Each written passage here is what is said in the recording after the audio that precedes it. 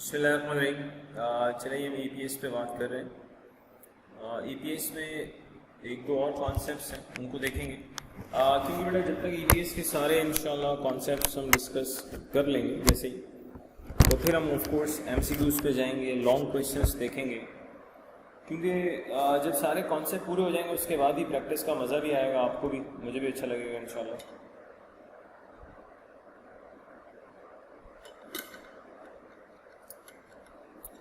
सो फार हमें इस चीज़ का आइडिया है कि करंट ईयर में जो आप ईपीएस निकालते हैं that is basic EPS.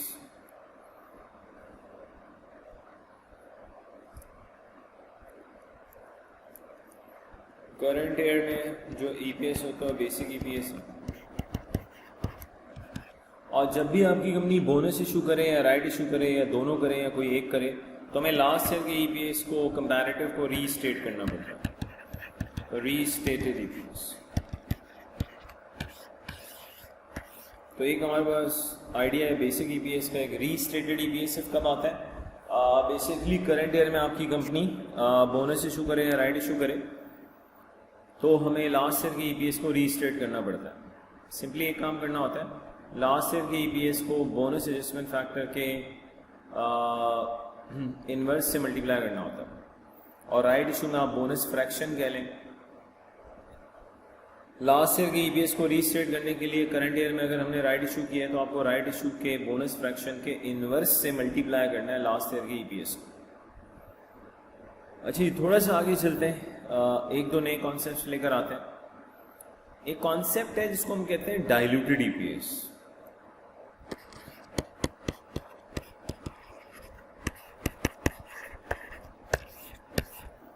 Diluted EPS please सुनिएगा। एक्चुअली फिलहाल मुझे और आपको नहीं पता what is diluted EPS. Actually diluted EPS ना कैलकुलेट करने का ऑब्जेक्टिव ये है, हम बेसिकली बिजनेस की डार्क साइड देखना चाहते हैं। डाइल्यूटेड ईपीएस कैलकुलेट करने, अभी फिलहाल हमें नहीं पता व्हाट इज डाइल्यूटेड ईपीएस, लेकिन डाइल्यूटेड ईपीएस कैलकुलेट करने का ऑब्जेक्टिव ये होता है हम बिजनेस की डार्क साइड देखना चाहते हैं। एक और पॉइंट बताता हूँ, जब हम डाइल्यूटेड ईपीएस कैलकुलेट करते हैं तो उसमें कुछ फ्यूचरिस्टिक बातें भी होती हैं, लेकिन जो आपका बेसिक ईपीएस होता है वो सिर्फ हिस्टोरिकल फिगर्स की बेसिस पे होता है। डाइल्यूटेड ईपीएस एक ऐसा ईपीएस होता है जिसमें कुछ फ्यूचर की चीज़ें भी मौजूद होती हैं। सवाल तो आपका भी वहीं पर है जो पहले था कि sir actually what is diluted EPS, और जब आप ये कहते हैं कि डाइल्यूटेड ईपीएस कैलकुलेट करने का ऑब्जेक्टिव ये है कि हम बिजनेस की डार्क साइड देखना चाहते हैं, जब आप ये कहते हैं कि डाइल्यूटेड ईपीएस निकालते हुए हम कुछ फ्यूचरिस्टिक चीज़ें भी इनकॉर्पोरेट करते हैं, और आप कहते हैं बेसिक ईपीएस निकालते हुए हम सिर्फ पास्ट की बात कर रहे होते हैं, तो एक्चुअली अभी तक ये क्लियर नहीं हुआ डाइल्यूटेड है क्या। अब सर डाइल्यूटेड ईपीएस क्या है, इसकी अंडरस्टैंडिंग के लिए पहले एक छोटी सी अंडरस्टैंडिंग मैं आपको दूंगा, उसके बाद आपको डाइल्यूटेड ईपीएस पता चल जाएगा। प्लीज सुनिएगा। हमारे पास एक कॉन्सेप्ट है जिसको हम कहते हैं पोटेंशियल ऑर्डिनरी शेयर।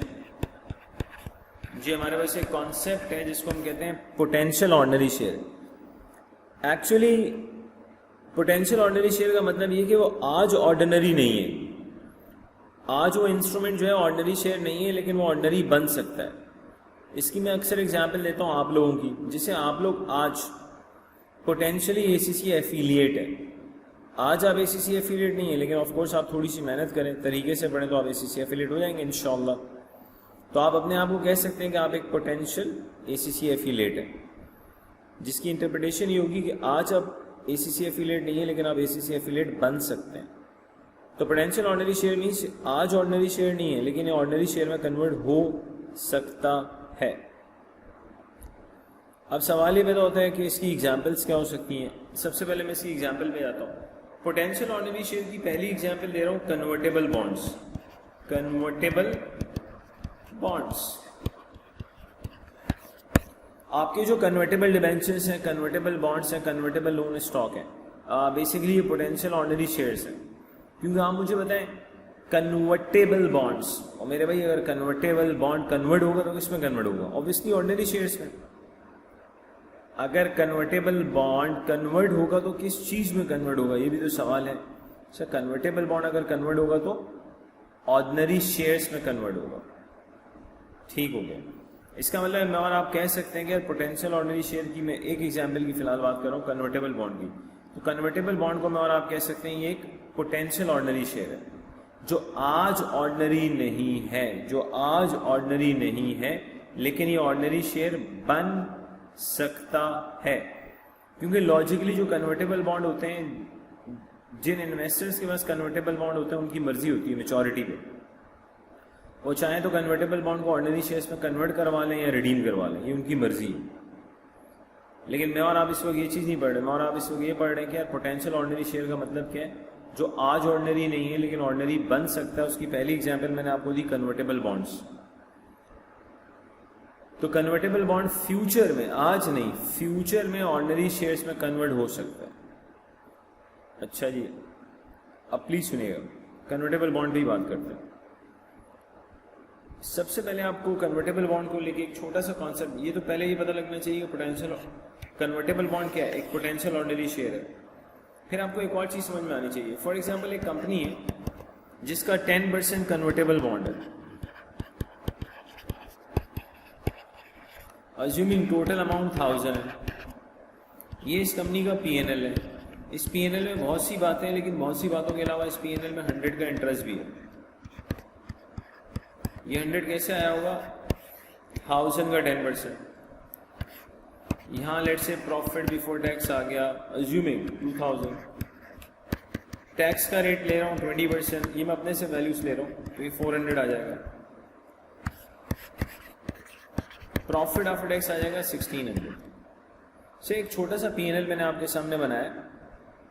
एक कंपनी है जिसके पास 10% कन्वर्टेबल बॉन्ड है, उनके P&L में 100 का इंटरेस्ट आ रहा है। ये 100 कैसे आया होगा, 1000 का 10% ले लें तो 100 ही होता है। वो करते कराए लेट से प्रॉफिट बिफोर टैक्स आ गया 2000, टैक्स ले लिया मैंने 400, ये सारी वैल्यूज मैंने अपने से अज्यूम की। प्रॉफिट आफ्टर टैक्स आ गया 1600। अब मुझे एक चीज बताओ, आपका जो 10% कन्वर्टेबल बॉन्ड है, आपका जो 10% कन्वर्टेबल बॉन्ड है, ये एक पोटेंशियल ऑर्डिनरी शेयर है। आपका जो 10% कन्वर्टेबल बॉन्ड है, ये एक पोटेंशियल ऑर्डिनरी शेयर है। यस, अगर कन्वर्टेबल बॉन्ड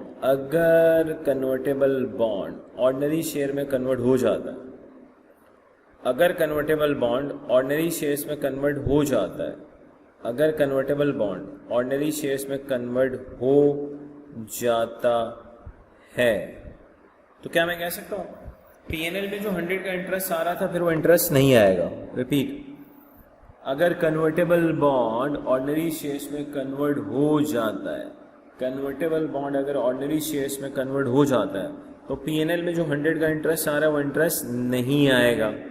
जब वो इंटरेस्ट नहीं आएगा तो देखिएगा P&L कैसा होगा। लॉजिकली प्रॉफिट बिफोर टैक्स जो होना चाहिए वो 2100 होना चाहिए। 2100 इसलिए होना चाहिए क्योंकि P&L में अब 100 का इंटरेस्ट नहीं आ रहा। ऑब्वियसली जब इंटरेस्ट नहीं आएगा, एक एक्सपेंस कम होगा तो आपकी अर्निंग्स बढ़ेंगी। गुड। टैक्स इसका 20% ले तो मेरे लिहाज से 420 आएगा। आपका प्रॉफिट आफ्टर टैक्स 1680 आएगा। आप कैलकुलेटर यूज कर सकते हैं। खुदा के लिए आपको ये चीज़ समझ में आनी चाहिए कि पहले 10% कन्वर्टेबल बॉन्ड था तो P&L में 100 का इंटरेस्ट आ रहा था। अब एक मिनट के लिए मैं अज्यूम करता हूँ कि कन्वर्टेबल बॉन्ड ऑर्डिनरी शेयर्स में कन्वर्ट हो गया। अगर कन्वर्टेबल बॉन्ड ऑर्डिनरी शेयर्स में कन्वर्ट हो जाएगा तो अब P&L में 100 का इंटरेस्ट नहीं आएगा। जहाँ प्रॉफिट बिफोर टैक्स पहले 2000 आ रहा था वहाँ पे 2100 आ रहा है। जहाँ पहले टैक्स 400 आ रहा था वहाँ 420 आ रहा है। आप लोग एक बड़ी इंटरेस्टिंग चीज़ देखें, प्रॉफिट आफ्टर टैक्स 1600 से बढ़ के किस पे आ चुका है, 1680। इवन दो हमने इंटरेस्ट जो सेव किया है ना, 100 का इंटरेस्ट सेव किया है। सवाल ये पैदा होता है कि सर हम इंटरेस्ट 100 का सेव कर रहे हैं लेकिन प्रॉफिट आफ्टर टैक्स 80 से बढ़ रहा है। रिपीट, अगर convertible ordinary share convertible bonds जो हैं, जो कि एक पोटेंशियल ऑर्डिनरी शेयर है, अगर ये पोटेंशियल ऑर्डिनरी शेयर ऑर्डिनरी में कन्वर्ट होगा तो मुझे इंटरेस्ट देने की जरूरत नहीं है। जहाँ प्रॉफिट बिफोर टैक्स पहले 2000 था वहाँ प्रॉफिट बिफोर टैक्स 2100 आ जाएगा, जहाँ टैक्स 400 था वहाँ टैक्स 420 आ जाएगा, मेरा प्रॉफिट आफ्टर टैक्स 1600 से इंक्रीज होकर 1680 हो जाएगा। 80 से आपका प्रॉफिट आफ्टर टैक्स बढ़ रहा है। सवाल ये पैदा होता है कि यार P&L में 100 का इंटरेस्ट सेव हुआ है लेकिन प्रॉफिट आफ्टर टैक्स 100 से नहीं बढ़ा, उसकी रीज़न है। उसकी रीज़न ये आप देखें, पहले टैक्स 400 था, अब टैक्स कितना है 420। तो जब 100 से आपकी अर्निंग्स बढ़ती हैं तो लॉजिकली 20 से आपका टैक्स भी बढ़ता है। तो उस 100 की सेविंग का ब्रेकअप ये हुआ कि 20 से टैक्स बढ़ा, 80 से आपका प्रॉफिट आफ्टर टैक्स बढ़ रहा है। यानी कि आप जितना इंटरेस्ट सेव करते हैं लॉजिकली उससे आपकी अर्निंग्स तो बढ़ती हैं लेकिन मेरे भाई टैक्स भी बढ़ता है। तो आप चेक कर सकते हैं वो जो 100 का आपने इंटरेस्ट सेव किया था उसका इम्पैक्ट प्रॉफिट आफ्टर टैक्स में 100 नहीं आ रहा बल्कि 80 आ रहा है। अब एग्जाम में हम पूरा P&L तो बार बार नहीं बना सकते ना। एग्जाम में ये 80 आप शॉर्टकट के थ्रू कैलकुलेट करेंगे और शॉर्टकट क्या होगा दिखेगा। अगर मैं आपसे कहूँ कि यार एग्जिस्टिंग प्रॉफिट आफ्टर टैक्स जो है वो 1600 है, एग्जिस्टिंग प्रॉफिट आफ्टर टैक्स 1600 है, तो प्लीज सुनिएगा। अगर एग्जिस्टिंग प्रॉफिट आफ्टर टैक्स 1600 है और 1 मिनट के लिए मैं और आप अगर अज्यूम करते हैं कि कन्वर्टेबल बॉन्ड ऑर्डिनरी शेयर्स में कन्वर्ट हो गया, कन्वर्टेबल बॉन्ड ऑर्डिनरी शेयर्स में कन्वर्ट हो गया, तो अब मुझे उस कन्वर्टेबल बॉन्ड पे इंटरेस्ट देने की ज़रूरत नहीं है। जब मैं इंटरेस्ट नहीं दूंगा मेरी अर्निंग्स बढ़ेंगी, अर्निंग्स बढ़ेंगी तो टैक्स भी बढ़ेगा। आपको एक काम करना, इसमें ऐड कर दें पोस्ट टैक्स इंटरेस्ट सेविंग्स। ये पोस्ट टैक्स इंटरेस्ट सेविंग कैसे निकालते हैं? इंटरेस्ट का अमाउंट लें हम, जो भी इंटरेस्ट का अमाउंट है उसको 1 माइनस टैक्स रेट से मल्टीप्लाई करते हैं, you will get your answer. Post tax या आफ्टर टैक्स इंटरेस्ट सेविंग्स को हम ऐड कर देते हैं। पोस्ट टैक्स इंटरेस्ट सेविंग कैसे कैलकुलेट करते हैं? आपको इंटरेस्ट को मल्टीप्लाई करना होता है 1 माइनस टी से। हम 100 का इंटरेस्ट सेव कर रहे हैं 1 minus tax, 1 minus 0.2 will become 0.8। 100 को 0.8 से मल्टीप्लाई करूंगा तो 80 आएगा।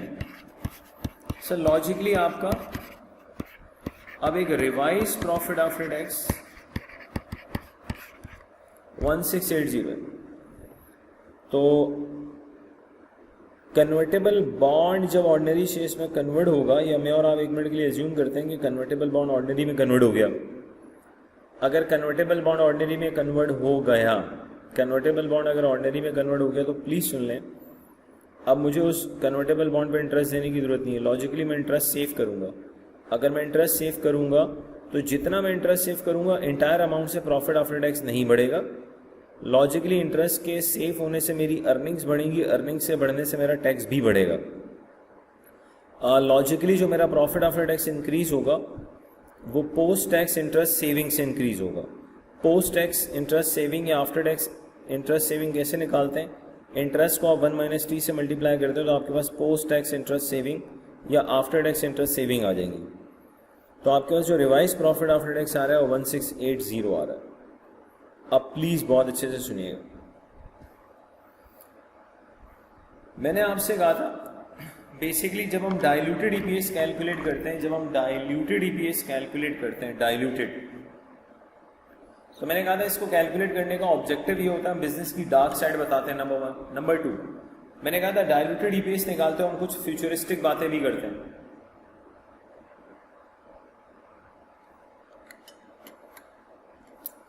और मैंने ये भी बताया था आपको जब आप बेसिक ईपीएस निकालते हैं तो उसमें सारा पास्ट का डेटा होता है। सुनिएगा बहुत अच्छे से। While calculating diluted EPS, while calculating diluted EPS हम ये अज्यूम करते हैं कि तमाम पोटेंशियल ऑर्डिनरी शेयर्स आज ही ऑर्डिनरी बन जाएं तो ईपीएस क्या होगा। Repeat, while calculating diluted EPS हम ये अज्यूम करते हैं कि तमाम पोटेंशियल ऑर्डिनरी शेयर्स अगर आज ही ऑर्डिनरी बन जाए तो हमारा ईपीएस क्या होगा। अब मुझे एक चीज बताओ, अगर लॉजिकली तो पोटेंशियल ऑर्डिनरी शेयर आज तो ऑर्डिनरी नहीं बनेगा ना, जब उसकी मैच्योरिटी आएगी तब बनेगा, लेकिन हम कह रहे हैं आज ही अज्यूम कर लो। यानी कि जो इवेंट फ्यूचर में होना है, फ्यूचर में जो ऑर्डिनरी में कन्वर्ट हो सकता है, हम कहते हैं अज्यूम कर लो आज ही वो ऑर्डिनरी बन जाए तो आपका ईपीएस क्या होगा? ऑब्वियसली आपके नंबर ऑफ शेयर बहुत ज़्यादा बढ़ेंगे and there is a possibility कि आपका ईपीएस कम हो। उसको हम डायल्यूटेड ईपीएस कहते हैं। सवाल कि सर इसमें फ्यूचरिस्टिक बात कौन सी है? बिल्कुल है सर, लॉजिकली जो इवेंट फ्यूचर में होगा उसको हम आज ही देख रहे हैं। क्या अगर ये फ्यूचर में कन्वर्ट हो सकता है ऑर्डिनरी शेयर्स में? चेक कर लो, आज ही कन्वर्ट हो जाए तो क्या होगा। एग्जाम्पल देता हूँ, जैसे अगर हम एसीसी की डार्क साइड देखना चाहें या किसी भी क्वालिफिकेशन की डार्क साइड, चलें एसीसी की बात कर लेते हैं। हम एसीसी की डार्क साइड देखना चाहें तो 1 मिनट के लिए एज्यूम कर लें जितने भी एसीसी के स्टूडेंट्स हैं एंटायर वर्ल्ड में, पूरी दुनिया में, आज ही अगर हम 1 मिनट के लिए एज्यूम कर लें कि आज ही सारे एफिलिएट हो गए सर, आज ही अगर सारे एफिलिएट हो जाएंगे तो ये तो एसीसी की डार्क साइड है सर। इतना ज़्यादा एसीसी एफिलिएट बाहर आ जाएगा पूरी दुनिया में कि लोग अजीब से हो जाएंगे। लेकिन इंशाल्लाह आज नहीं तो कल को फ्यूचर में ये सब लोग आहिस्ता आहिस्ता मार्केट में आएंगे। जब आहिस्ता आहिस्ता आते हैं तो सब मार्केट में एब्जॉर्ब हो जाते हैं, प्रॉब्लम नहीं होता। किसी भी यूनिवर्सिटी के अंदर अगर एमबीए के अंदर 10,000 बच्चा और एक ही दिन में 10,000 बच्चा एमबीए कर ले, अगर 1 मिनट के लिए जूम कर लें तो यूनिवर्सिटी भी गई, एमबीए की मार्केट भी गई। उसकी तो वैसे भी नहीं है, लेकिन जो है वो भी चली जाएगी। तो मेरे ख्याल से थोड़ा सा आइडिया हो रहा है। तो डायलूटेड ईपीएस कैलकुलेट करने का ऑब्जेक्टिव क्या होता है? हम बिजनेस की डार्क साइड देखना चाहते हैं। हम ये अज्यूम करते हैं कि वो पोटेंशियल ऑर्डिनरी शेयर अगर आज ही ऑर्डिनरी बन जाए तो हमारा ईपीएस क्या होगा। पोटेंशियल ऑर्डिनरी शेयर अगर आज ही ऑर्डिनरी बन जाए तो हमारा ईपीएस क्या होगा, उसको हम कहते हैं डायलूटेड ईपीएस। ठीक हो गया जी। लेकिन खुदा के लिए अब आपको ये चीज़ भी समझ में आनी चाहिए, अगर आपके पास कन्वर्टेबल बॉन्ड्स हैं, डायलूटेड ईपीएस निकालते हुए जब मैं और आप अज्यूम करेंगे कि कन्वर्टेबल बॉन्ड ऑर्डिनरी में कन्वर्ट हो गया, कन्वर्टेबल बॉन्ड ऑर्डिनरी में कन्वर्ट हो गया, तो अब उस कन्वर्टेबल बॉन्ड के ऊपर जो मैं कैश इंटरेस्ट देता था वो मैं इंटरेस्ट नहीं दूंगा। जब मेरा इंटरेस्ट सेव होगा तो मेरी अर्निंग्स बढ़ेंगी तो लॉजिकली प्रॉफिट भी बढ़ेगा। आपको बस एक काम करना होगा, एग्जिस्टिंग प्रॉफिट आफ्टर टैक्स में ऐड करना होगा पोस्ट टैक्स इंटरेस्ट सेविंग। और उसको कैसे कैलकुलेट करते हैं? पोस्ट टैक्स इंटरेस्ट सेविंग को, इंटरेस्ट को मल्टीप्लाई करते हैं किससे? 1 - T से। तो डायलूटेड ईपीएस कैलकुलेट करते हुए हम ये अज्यूम करते हैं कि तमाम पोटेंशियल ऑर्डिनरी शेयर आज ही अगर ऑर्डिनरी में कन्वर्ट हो जाए तो हमारा ईपीएस क्या होगा, उसको हम कह रहे होते हैं डायल्यूटेड ईपीएस। ठीक है। अब एक और कॉन्सेप्ट बताना है मिसाल के तौर पर, प्लीज सुनिएगा। अगर आपका एग्जामिनर आपको इस तरह से क्वेश्चन देता है कि यार एक 10% कन्वर्टेबल बॉन्ड है जिसकी पार वैल्यू है लेट से 100, अगर आप इसे 2005 में कन्वर्ट कराएंगे तो फॉर एग्जांपल एक 100 पार वैल्यू बॉन्ड जो है उसके अगेंस्ट आपको 120 शेयर्स मिलेंगे। आप 2006 में अगर कन्वर्ट कराएंगे तो आपको 110 शेयर्स मिलेंगे। 2007 में कन्वर्ट कराएंगे तो आपको 105 शेयर्स मिलेंगे। याद रखिएगा, whenever you have been given more than one conversion options, तो हमेशा उस कन्वर्जन ऑप्शन को लिया जाता है जिसमें maximum possible number of shares आप इशू कर सकें। सवाल ये पैदा होता है कि हम उस कन्वर्जन ऑप्शन को क्यों लेते हैं जिसमें मैक्सिमम नंबर ऑफ शेयर्स हम इशू कर सकें। उसका जवाब ये, आप मुझे बताएं, हम जितने ज़्यादा नंबर ऑफ शेयर्स इशू कर पाएंगे हमारा ईपीएस उतना ख़राब होगा। और डायल्यूटेड ईपीएस कैलकुलेट करने का ऑब्जेक्टिव ही क्या, हम बिजनेस की डार्क साइड देखना चाहते हैं, ब्राइट साइड नहीं देखना चाहते। तो whenever you have been given more than one conversion option relating to convertible bonds or any other potential ordinary shares, हमेशा उस कन्वर्जन ऑप्शन पे जाएंगे जिसमें हम maximum possible number of shares issue कर सकें। क्योंकि हम बेसिकली डायल्यूटेड ईपीएस कैलकुलेट करने का मतलब क्या है, हम अपने बिजनेस की डार्क साइड देखना चाहते हैं। तो एक छोटा सा पॉइंट याद रखिएगा, एक से ज़्यादा अगर कन्वर्जन ऑप्शन गिवन है आपने उस कन्वर्जन ऑप्शन पे जाना है जिसमें मैक्सिमम नंबर ऑफ शेयर्स आप इशू कर सकते हैं। अब एक काम करते हैं, इसके ऊपर एक क्वेश्चन देखते हैं डायल्यूटेड ईपीएस के ऊपर, ताकि ज़रा सा आपको आइडिया हो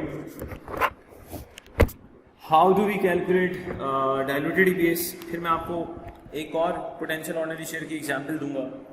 फिर कुछ एमसीक्यूज करने के बाद मैं आपको एक बहुत ज़बरदस्त किस्म का सवाल करवाऊंगा कि अगर एक ही क्वेश्चन में एक से ज़्यादा पोटेंशियल ऑर्डिनरी शेयर्स आ जाएं तो क्वेश्चन कैसे डील करते हैं। वो थोड़ा डिफरेंट तरीका होता है, उसको भी देखेंगे इंशाअल्लाह।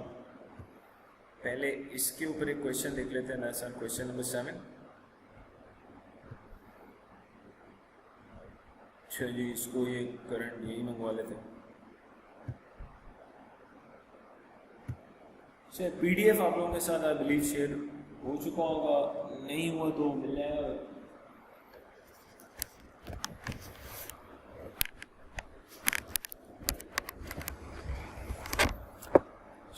रिक्वायरमेंट पहले देखने, कैलकुलेट कह रहे हैं diluted EPS for the year ended December 4। Directly कह रहे हैं यार मुझे बस डायल्यूटेड ईपीएस बताओ, क्या बताओ? Okay,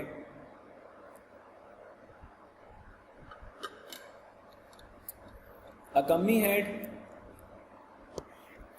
8.82 million shares in issue. 8.82 million को मैं 8280 लिखना चाह रहा हूँ, I am just ignoring 3 zeros at the start of the year and made no issue of shares during। एक कंपनी के पास start of the year 8280 shares है और ड्यूरिंग 2004 इन्होंने कोई भी शेयर्स इशू नहीं किए। इसका मतलब पूरे साल 8280 आपके पास शेयर्स थे, but on that date it had an issue 2.3 या 2300 कर लेते हैं। कन्वर्टेबल लोन स्टॉक 2006 से 9। The loan stock carries an effective rate 10%।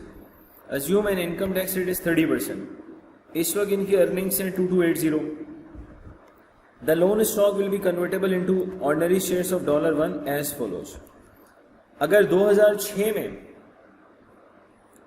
आपका कन्वर्टेबल बॉन्ड कन्वर्ट होगा तो एक $100 वाले कन्वर्टेबल बॉन्ड के अगेंस्ट आपको 90 शेयर्स मिलेंगे। 2007 में अगर कन्वर्ट होगा तो आपको एक बॉन्ड के अगेंस्ट 85 शेयर्स मिलेंगे। 2008 में 80 मिलेंगे, 2009 में 75 मिलेंगे। पहले मैंने थोड़ी देर पहले एक चीज़ बताई थी आपको, अगर एक ऐसी सिचुएशन आपके पास हो कि आपका एक पोटेंशियल ऑर्डिनरी शेयर्स के लिए examiner number of conversion options दे, अगर number of conversion options given हो तो बेटा आप उस कन्वर्जन ऑप्शन पे जाएंगे जिसमें हम maximum number of shares issue कर सकें। उसके लॉजिक ये है maximum number of shares issue करने की, ताकि यार बेसिकली हम तो डार्क साइड देखना चाहते हैं ना डायल्यूटेड ईपीएस कैलकुलेट करते हुए। तो whenever you have been given more than one conversion option, हमेशा आप उस कन्वर्जन ऑप्शन पे जाएंगे जिसमें maximum possible number of shares issue किए जा सकते हैं। जैसे कि इस क्वेश्चन में देखें तो हम इस पे जाएंगे, क्योंकि 2006 में एक $100 वाला जो बॉन्ड है उसके अगेंस्ट हम 90 शेयर्स इशू कर सकते हैं, 90। अच्छा, एक सवाल है जो आपको आना चाहिए, वो क्या है? सवाल ये पैदा होता है कि 2006 में अगर कंपनी या 2006 के अंदर कन्वर्टेबल बॉन्ड अगर बॉन्ड्स शेयर्स में कन्वर्ट होता है तो एक बॉन्ड के अगेंस्ट 90 शेयर्स, 2007 में 85 शेयर्स, 2008 में 80 और लास्ट में 75। सवाल ये पैदा होता है वो जितना लेट कन्वर्ट करवा रहा है, वो जितना लेट कन्वर्ट करवा रहा है, नंबर ऑफ शेयर्स उसको कम क्यों मिल रहे हैं? रिपीट, वो जितना लेट कन्वर्ट करवा रहा है नंबर ऑफ शेयर्स कम क्यों हो रहे हैं? इसकी एक लॉजिक है। मुझे एक चीज बताओ, क्या मैं कह सकता हूं जिन्होंने कन्वर्टेबल बॉन्ड ले रखे हैं, जिन्होंने कन्वर्टेबल बॉन्ड ले रखे हैं, वो जितना लेट कन्वर्ट करवाएंगे बॉन्ड्स को ऑर्डिनरी शेयर्स में, वो उतने सालों का लॉजिकली इंटरेस्ट एंजॉय कर चुके होंगे। सर, जिसने 2006 में कन्वर्ट करवा लिया उसको 1 साल का इंटरेस्ट मिल रहा है, जिसने 2007 के एंड में कन्वर्ट करवाया लॉजिकली वो 2 साल का इंटरेस्ट ले रहा है। सर, जो 2008 के एंड में कन्वर्ट करवा रहा है वो 3 साल का इंटरेस्ट एंजॉय कर रहा है। तो लॉजिकली याद रखिएगा, मैं बहुत इंपॉर्टेंट कॉन्सेप्ट दे रहा हूँ आपको। अगर आपसे कोई गलती से पूछ ले कि सवाल में ऐसा हो क्यों रहा है भाई कि अगला बंदा जितना लेट कन्वर्ट करवा रहा है नंबर ऑफ शेयर्स कम क्यों हो रहा है, तो इसका आंसर आप उसको ये देंगे कि यार जितना लेट कन्वर्ट होगा convertible bond into ordinary shares, तो उतने ईयर्स का इन्वेस्टर जो है इंटरेस्ट एंजॉय कर चुका होगा। तो ये लॉजिक बनती है जिसकी वजह से हम कह सकते हैं हाँ यार इट मेक सेंस कि अगला बंदा जितना लेट कन्वर्ट करवाएगा हम उसको नंबर ऑफ शेयर्स उतने कम देंगे, क्योंकि लेट कन्वर्ट करवाने का मतलब ये कि वो नंबर ऑफ ईयर्स का इंटरेस्ट एंजॉय कर चुका है। खैर, वापस सवाल पे आ जाते हैं जी। वही कॉन्सेप्ट रिपीट, अगर एक से ज़्यादा कन्वर्जन ऑप्शन अवेलेबल हो तो हम उस कन्वर्जन ऑप्शन पे जाएंगे जिसमें maximum possible number of shares issue कर सकें। हमारे क्वेश्चन में हमें किस पे जाना चाहिए? 90 के ऊपर। तो प्लीज़ यहाँ देखिए, और हमें निकालना ही डायल्यूटेड ईपीएस है। We need to calculate diluted EPS. अब डायल्यूटेड ईपीएस निकालना है, सबसे पहले मैं आपको बताता हूँ जी, आपके पास weighted average number of ordinary shares बड़े आराम से आ जाएंगे। कैसे? आपके पास एग्जिस्टिंग ऑर्डिनरी शेयर्स जो हैं, 30 इग्नोर कर रहा हूँ भाई, वो 8280 है। और हम एज्यूम करते हैं कि कन्वर्टेबल बॉन्ड डे 1 में ही कन्वर्ट हो गया ऑर्डिनरी शेयर्स में। हम एज्यूम करते हैं कि कन्वर्टेबल बॉन्ड जो कि एक पोटेंशियल ऑर्डिनरी शेयर्स है वो डे 1 में ही ऑर्डिनरी में कन्वर्ट हो गया। ऐड कर दो shares due to conversion, shares due to conversion. Sir shares due to conversion की अगर हम बात करें, आपके पास 2300 सर कन्वर्टेबल बॉन्ड का अमाउंट है 2300। इसमें कितने 3 इग्नोर कर रहा हूँ। 90 ऑर्डिनरी शेयर्स से मल्टीप्लाई करते हैं, 100 की पार वैल्यू से डिवाइड कर दें। रिपीट, कन्वर्जन में जितने शेयर्स मिलेंगे उससे मल्टीप्लाई किया जाता है और पार वैल्यू से डिवाइड किया जाता है। और कुछ मेंशन हो तो पार वैल्यू हमेशा 100 होती है। तो let me use the calculator. Conversion की वजह से कितने शेयर्स इशू होंगे जी? That is 2070। ऐड कर दें भाई। आपके पास weighted average number of ordinary shares आते हैं 10350। यही आपके वेटेड एवरेज ऑर्डिनरी शेयर्स हैं। अब आप लें existing profit after tax, existing PAT. So question में देखें एग्जिस्टिंग प्रॉफिट आफ्टर टैक्स कितना है? It is 2208। It is 2208। अब प्लीज सुन लें, अगर मैं और आप ये एज्यूम कर रहे हैं, कि कन्वर्टेबल बॉन्ड ऑर्डिनरी शेयर्स में कन्वर्ट हो रहा है, अगर मैं और आप ये एज्यूम कर रहे हैं कि कन्वर्टेबल बॉन्ड ऑर्डिनरी शेयर्स में कन्वर्ट हो रहा है, कन्वर्टेबल बॉन्ड अगर ऑर्डिनरी शेयर्स में कन्वर्ट होगा तो अब मुझे उस कन्वर्टेबल बॉन्ड पे इंटरेस्ट देने की ज़रूरत नहीं है। वो इंटरेस्ट मैं सेव करूंगा। जब मैं इंटरेस्ट सेव करूंगा, अल्लाह माफ़ करे, मेरी अर्निंग्स बढ़ेंगी तो टैक्स भी बढ़ेगा। बस एक काम कर दो यार, इसमें ऐड कर दो post tax interest saving on convertible loan.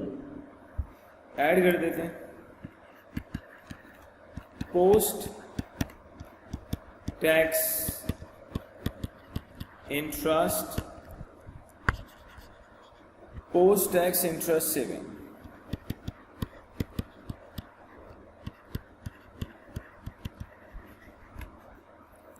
Sir interest हमेशा पार वैल्यू पे दिया जाता है, 10% है जी। टोटल अमाउंट है 2300। बेटा 2300 का 10% लो, this will give us interest amount. 2300 का अगर मैं 10% लूँ तो इंटरेस्ट का अमाउंट आ जाएगा जो कि 230 है। इसको 1 माइनस टैक्स रेट से मल्टीप्लाई कर दें। टैक्स रेट 30% है, तो लॉजिकली 2300 का 10% फिर उसका 70, ये 161 आता है। रिवाइज प्रॉफिट आफ्टर टैक्स आ जाएगा। रिवाइज प्रॉफिट आफ्टर टैक्स 2208 में ऐड करते हैं 161, तो रिवाइज प्रॉफिट आफ्टर टैक्स आ गया 2369। रिवाइज प्रॉफिट आफ्टर टैक्स आ रहा है 2369। रिवाइज प्रॉफिट आफ्टर टैक्स आ रहा है 2369। ये ले भाई आपका डाइल्यूटेड ईपीएस आ जाएगा। Diluted EPS, number of shares है 10350।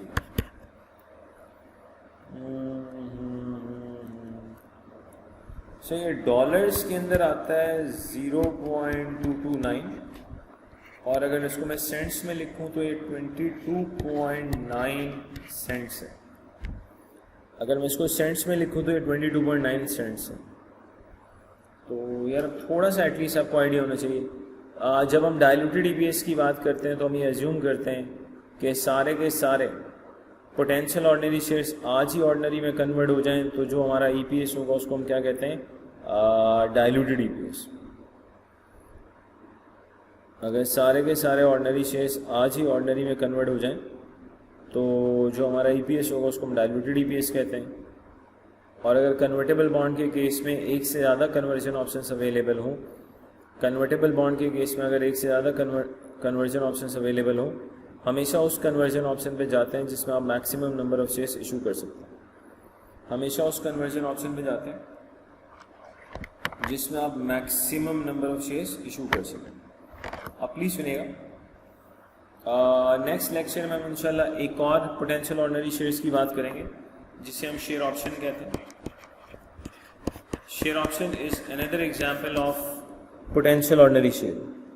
शेयर ऑप्शन क्या होता है, ये पोटेंशियल ऑर्डिनरी शेयर कैसे, कमिंग क्लास में इसके ऊपर बात करेंगे इंशाल्लाह। फिर आहिस्ता आहिस्ता कुछ एमसीक्यूज की प्रैक्टिस करेंगे, फिर उस चीज़ को भी डिस्कस करेंगे इंशाल्लाह कि एक ही क्वेश्चन में अगर एक से ज़्यादा पोटेंशियल ऑर्डिनरी शेयर्स आ जाएं तो डायलूटेड ईपीएस की कैलकुलेशन पे क्या फ़र्क पड़ता है।